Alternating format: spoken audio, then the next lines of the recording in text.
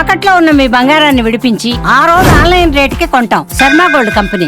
నమస్కారం, సుమన్ టీవీకి స్వాగతం. ఈ 2025 ఫిబ్రవరి మాసం గ్రహాల సంచారం ప్రకారం ఏ రాశుల వారికి ఎలాంటి ఫలితాలు వెలువడున్నాయి, అలాగే ఎటువంటి పరిహారాన్ని పాటించుకోవాలి, ఈ అంశాలను తెలియజేసేందుకు మనతో పాటు ఉన్నారు ప్రముఖ జ్యోతిష్య రత్న జ్యోతిష్య చక్ర వైభవ నిపుణ డాక్టర్ రాళ్లపల్లి రవికుమార్ గారు.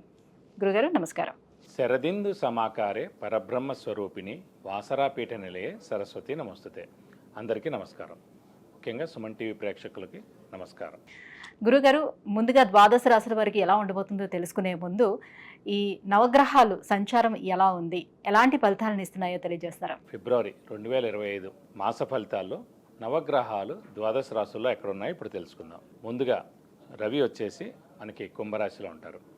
అలాగే కుజుడు వచ్చి మనకి మిథున రాశిలో ఉన్నారు. అలాగే రాహు మనకి మీనరాశిలో ఉన్నారు. అలాగే గురువు మనకి వృషభ రాశిలో ఉన్నారు. శని స్వస్థానమైన మనకి కుంభరాశిలో ఉన్నారు. అలాగే బుధుడు వచ్చి మనకి అదే కుంభరాశిలో ఉన్నారు. కేతు మనకి కన్యారాశిలో ఉన్నారు. ఇంకా ఆఖరిగా శుక్రుడు మటుకు ఉచ్చస్థానంలో ఉన్నారు. శుక్రుడు కూడా ఒక 2-3 నెలల దాకా మనకి ఉచ్చస్థానంలో ఉంటారు. ముఖ్యంగా మొన్నటిదాకా మనం చెప్పుకున్నాం 27 అక్టోబర్ నుంచి ఫిబ్రవరి 21 వరకు కుజుడు నీచ స్థానంలో ఉండడం వల్లనే యాక్సిడెంట్లు జరగడం, ఈ ఫైర్ యాక్సిడెంట్స్ జరగడం, విపరీతమైన మేజర్ యాక్సిడెంట్స్ అన్ని రోడ్ల మీద కానీ అవి కానీ జరగడం, చాలామంది చనిపోవడం లాంటివన్నీ కూడా జరిగాయి. సో దేవుడి దేవల ఆ కర్కాటక రాశి నుంచి కుజుడు నీచత్వం అనేది 21 జనవరితో వెళ్ళిపోయిందండి. సో ముఖ్యంగా కర్కాటక రాశి వారికి, సింహరాశి వారికి, మీన రాశి వారికి ఈ 3 రాశులకి యోగకారకుడైన కుజుడు నీచలో ఉన్నాడు కాబట్టి డబ్బు ఖర్చు, హెల్త్ ప్రాబ్లం, మాట పడటం ఇలాంటివన్నీ కూడా జరిగాయి. దేవుడిదలు అవన్నీ కూడా ఇప్పుడు తొలగిపోయినమని చెప్పుకోవచ్చు. అలాగే ఇప్పుడు ముఖ్యంగా మిథున్ రాశి, కన్యా రాశి, మకర రాశి, కుంభరాశి ఈ 4 రాశులకి యోగకారకుడు, అదృష్టకారకుడు, లక్ ఫేవర్ చేసే గ్రహమైన శుక్రుడు ఉచ్చ స్థానంలో 4 నెలల పాటు ఉంటాడు ఇంచుమించుగా. సో మనకి ఫిబ్రవరి 1 నుంచి. కాబట్టి వీళ్ళందరూ కూడా విపరీతంగా అన్ని విధాలు కూడా బాగా కలిసి వస్తుందని చెప్పుకోవచ్చు. ఇవ్వండి ద్వాదశ రాశుల్లో నవగ్రహాలు ఈ స్థానాల్లో ఉన్నాయి. గురుగారు, అయితే మరి మేషరాశి వారికి ఫిబ్రవరి మాసం ఎలా ఉండబోతుంది, వీళ్ళకి గ్రహాల స్థితిగతులు ఎలా ఉన్నాయి? మేషరాశి అనగానే మనకి ముఖ్యంగా అశ్విని 1, 2, 3, 4 పాదాలు, భరణి 1, 2, 3, 4 పాదాలు, కృత్తిక 1వ పాదం, ఈ నక్షత్రాల సమూహంతో మనకి మేషరాశిలోకి వస్తుంది. ముఖ్యంగా మేషరాశి వారికి మొన్నటిదాకా కుజుడు నీచలో ఉన్నాడు, అంటే రాశ్యాధిపతి అయిన కుజుడు నీచలో ఉన్నాడు కాబట్టి బాగా కష్టపడితే కానీ పనులు జరగకపోవడం, చిన్న చిన్న హెల్త్ ప్రాబ్లమ్స్ ఉండడం, డబ్బు ఖర్చు ఉండడం ఇలాంటివన్నీ జరుగుతున్నాయి. దేవుడి వల్ల కుజుడు నీచత్వం నుంచి వెళ్ళిపోయాడు కాబట్టి ఈ ఫిబ్రవరి మంత్ అంతా కూడా ఎక్సలెంట్గా అంటే అత్యద్భుతంగా ఉంటుందని చెప్పుకోవచ్చు. ఎందుకంటే ఎప్పుడూ చెప్పుకునేది మనకి గురువు, శని, రాహు, కేతు 4 గ్రహాలు కూడా అత్యద్భుతంగా ఉన్నాయి. అంటే ఇప్పుడు మళ్ళీ ఈ మేషరాశి వారికి ఏలినాటి శని మనకి 31 మార్చి నుంచి స్టార్ట్ అవబోతుంది. కాబట్టి ఏదైనా సరే ఈ ఫిబ్రవరి మార్చిలో మటుకు మీరు బాగా కష్టపడి ఎలాంటి విషయాలైనా సరే, ఉద్యోగం విషయం కానివ్వండి, ఒక చదువు విషయం కానివ్వండి, లేకపోతే ఏదైనా కాంపిటేటివ్ ఎగ్జామ్స్ కానివ్వండి, ఇవి ఏవైనా సరే బాగా మీరు ప్రిపేర్ అవ్వాలి.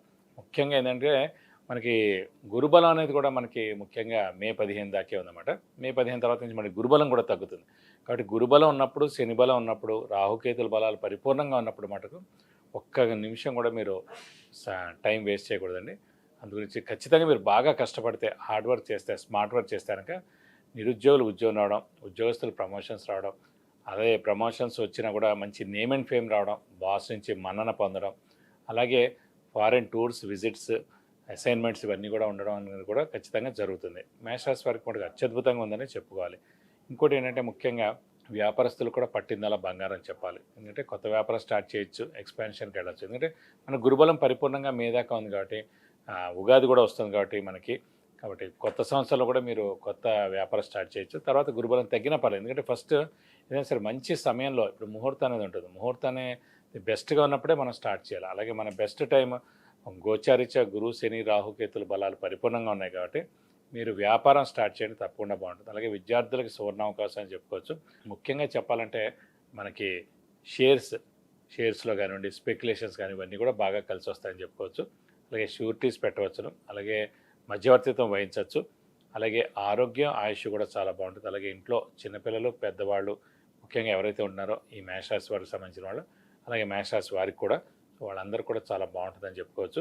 వెహికల్ కూడా కొనేందుకు అవకాశం ఉంది. అలాగే ఇంట్లో కొత్త వస్తువు కూడా కొనేందుకు అవకాశం ఉంది ఫిబ్రవరి మాసంలో. కాబట్టి మీకు మటుకు అత్యద్భుతంగా ఉంటుందని చెప్పుకోవాలి. ముఖ్యంగా ఈ చిన్నపిల్లలు ఎవరైతే ఉన్నారో వాళ్ళకి మటుకు ఆరోగ్యరీత్యా చాలా బాగుంటుందని చెప్పుకోవచ్చు మేషరాశి వారికి. ఎందుకంటే ఒక్కొక్క వయసు పట్టి ఒక్కొక్కటి చెప్పుకోవచ్చు. ఇప్పుడు చిన్నపిల్లలు అనేది ఆరోగ్యం గురించి చెప్పుకోవాలి. కొంచెం వయసు వచ్చిన వాళ్ళైతే విద్య గురించి చెప్పుకోవాలి, ఇంకొంచెం పెద్ద వయసు వాళ్ళైతే కనుక ఉద్యోగం గురించి చెప్పుకోవాలి. కాబట్టి ఉద్యోగస్తులకి, క్రీడాకారులకి, రాజకీయ నాయకులకి, అలాగే పత్రికా రంగం, యూట్యూబ్ రంగం, మీడియా రంగం, అలాగే స్పోర్ట్స్ రంగం, క్రీడా రంగం కానివ్వండి, ఏదైనా సరే వాళ్ళందరూ కూడా ఈ మాసం అత్యద్భుతంగా ఉందని చెప్పుకోవాలి. కాబట్టి మనకి గురుబలం పరిపూర్ణంగా ఉండడం, శనిబలం పరిపూర్ణంగా ఉండడం చేత అనుకున్న పనులు అన్నీ కూడా తప్పకుండా జరుగుతాయి. శ్రమ, కాలం, ధనం వ్యర్థం కాకుండా ఉంటుంది. అవసరానికి డబ్బులు సమకూరుతాయి, రావాల్సిన బాకీలు వసూలు అవుతాయి, అలాగే మధ్యవర్తిత్వం కూడా వహించవచ్చునని చెప్పచ్చు. కాబట్టి ఆరోగ్యం కూడా చాలా బాగుంటుందండి. గురుగారు, మరి మేషరాశి వారికి ఈ మాసం మనం చూసుకున్నట్లయితే గురువు ద్వితీయ స్థానంలో అంటే కుటుంబ స్థానంలో ఉన్నాడు. మరి వీళ్ళు వివాహ ప్రయత్నాలు చేసుకోవచ్చు అంటారా? వివాహం అయ్యేందుకు అవకాశాలు 100% ఉన్నాయి. ఎందుకంటే అండి మనకి ద్వితీయ స్థానంలోనే గురువు ఉన్నారు. గురువు ద్వితీయ స్థానంలో ఉన్నప్పుడు, ద్వితీయ స్థానం అంటే కుటుంబ స్థానం అయింది కాబట్టి కుటుంబం తప్పకుండా ఏర్పడుతుంది. కుటుంబం ఏర్పడడం అంటేనే వివాహం అవడం అన్నమాట. కాబట్టి అవివాహితులు ఎవరైతే ఉన్నారో వారందరూ కూడా ఖచ్చితంగా వివాహం అయ్యేందుకు అవకాశాలు 100% ఉన్నాయి. ఏదైనా సరే మనస్ఫూర్తిగా మనం రెడీగా ఉండాలండి. సాధారణంగా చాలామంది చదువు ఉంది, ఉద్యోగం ఉంది, ఆస్తి ఉంది, అందం ఉంది, అన్నీ ఉన్నాయి, అయినా కూడా వివాహం అవ్వకపోవడం కారణం ముఖ్యంగా ఏంటంటే వాళ్ళు రెడీగా లేకపోవడం, వాళ్ళకి ఇంట్రెస్ట్ లేకపోవడం, తర్వాత చేసుకుందాం అనుకోవడం. ఇక్కడ మన ఫ్రెండ్స్ కానీ మన కొలీగ్స్ కానీ వాళ్ళందరూ కూడా ఇంకా 25 కదా, ఇంకా 27 కదా, ఇంకా వాళ్ళకే అవ్వలేదు కదా, మనకెందుకు ఇంత తొందర అని కూడా అనుకోవడం. ఇంకోటి ఫ్రెండ్స్, కొలీగ్స్ ఇన్ఫ్లుయెన్స్ కూడా ఉంటుంది. సో కాబట్టి ఏంటంటే మనం సిద్ధంగా ఉన్నప్పుడే వివాహం అవుతుంది. అంటే అబ్బాయి కానీ అమ్మాయి కానీ ఎంత తల్లిదండ్రులు మీరు ట్రై చేస్తున్నా కూడా అబ్బాయి కానీ అమ్మాయి కానీ వాళ్ళు ఇంట్రెస్ట్గా ఉండి వాళ్ళు రెడీగా ఉంటే కనుక ఖచ్చితంగా నేను రెడీగా ఉన్నాను, నాకు వివాహం చేసుకోవడానికి ఇంట్రెస్ట్గా ఉంది అని ఎప్పుడైతే వాళ్ళకి అనిపిస్తుందో అప్పుడే వివాహం అవుతుంది. కాబట్టి మేషరాశి వారు ఎవరైనా కూడా తప్పకుండా వివాహం ఎందుకు అవకాశాలు. ఇంకోటి కూడా ముఖ్యంగా చెప్తున్నానండి, మే 15 దాకే మనకు గురుబలం ఉంది. ఇప్పుడు మే 15 లోపల కుదరపోతే మటుకు మళ్ళీ 2 సంవత్సరాలు వెయిట్ చేయాల్సి వస్తుంది. కాబట్టి ఇప్పుడు మటుకు మన వయసు చిన్నదున్నా, కొంచెం మీడియం వయసు ఉన్నా కూడా ఇంకా వెయిట్ చేయకుండా మేషరాశి వారు ఎవరైనా సరే ఖచ్చితంగా వివాహానికి ముందుకు వెళ్ళడం ఉత్తమం. ఎందుకంటే మే 15 దాటితే మళ్ళీ 2 సంవత్సరాలు అనవసరంగా వెయిట్ చేయాల్సి వస్తుంది. గురుబలం లేని అంటే తర్వాత కూడా అవ్వచ్చు, అలా లేదు, కానీ గురుబలం ఉన్నప్పుడు అంటే ఈజీగా అవుతుందండి, వెంటనే కుదురుతుంది సంబంధం, మంచి సంబంధం వస్తుంది. కరెక్ట్ సమయంలో గురుబలం ఉన్నప్పుడు వివాహం అయిన దానికి మామూలు సమయంలో అయిన దానికి చాలా తేడా ఉంటుంది అన్నమాట. దాంతో మళ్ళీ సంతానం మంచి వాళ్ళు పుడతారు. సో అందుగురించి గురుబలం ఉన్నప్పుడే వివాహం చేసుకోండి, చాలా బాగుంటుంది మీకు. మరి సంతాన ప్రయత్నాలు ఎంతవరకు ఫలిస్తాయి వీళ్ళకి?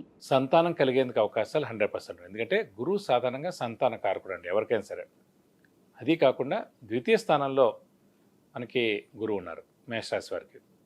ద్వితీయ స్థానం అంటే ఇందాక చెప్పుకున్నాం కుటుంబం అని. సో కుటుంబం ఏర్పడడం అంటే వివాహం, వివాహంతో ఇంకొకళ్ళు కొత్త వాళ్ళు వస్తున్నారంటే సంతానాన్ని అనుకోండి.